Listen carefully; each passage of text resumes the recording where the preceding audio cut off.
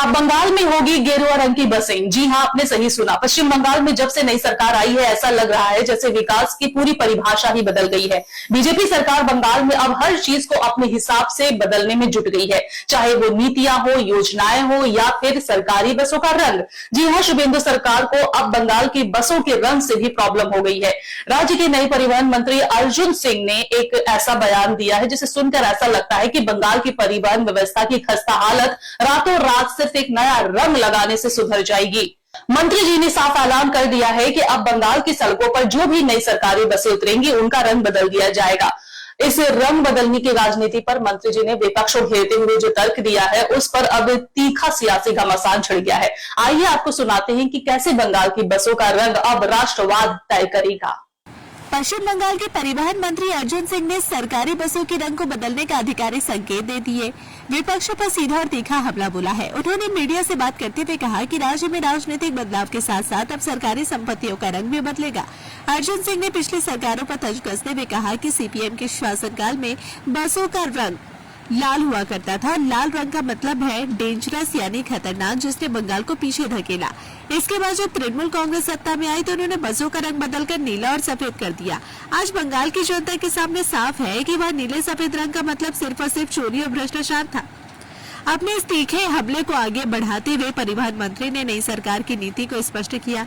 उन्होंने कहा कि हमारी सरकार राष्ट्रवाद की भावना से प्रेरित है और इसलिए अब जो भी नई सरकारी बसें परिवहन विभाग के बेड़े में शामिल की जाएंगी वे सभी गेरुआ यानी भगवा रंग की होंगी।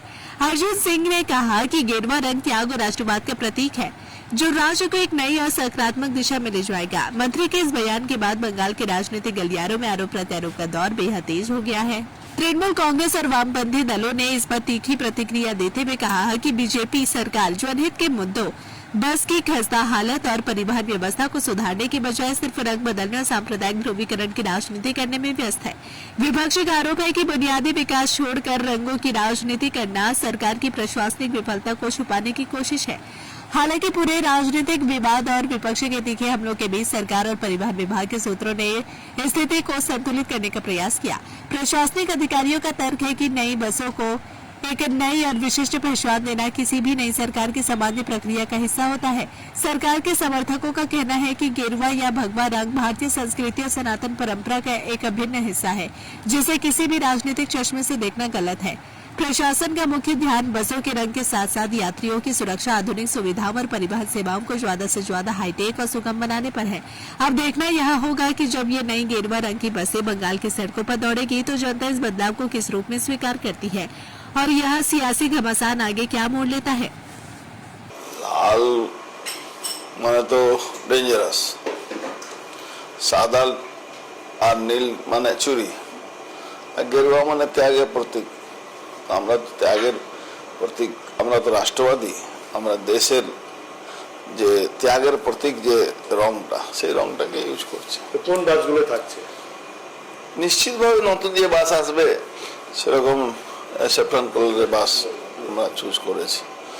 এখন তো অ্যাপেলও স্যাফরান কালারের মোবাইল বিক্রি করছে, আপনি বুঝতে পারছেন। এটা কোনো বার্তা? বার্তা না, ত্যাগের প্রতীক যদি হয় তাহলে বার্তা তো এমনি মানুষের কাছে পৌঁছে যাবে।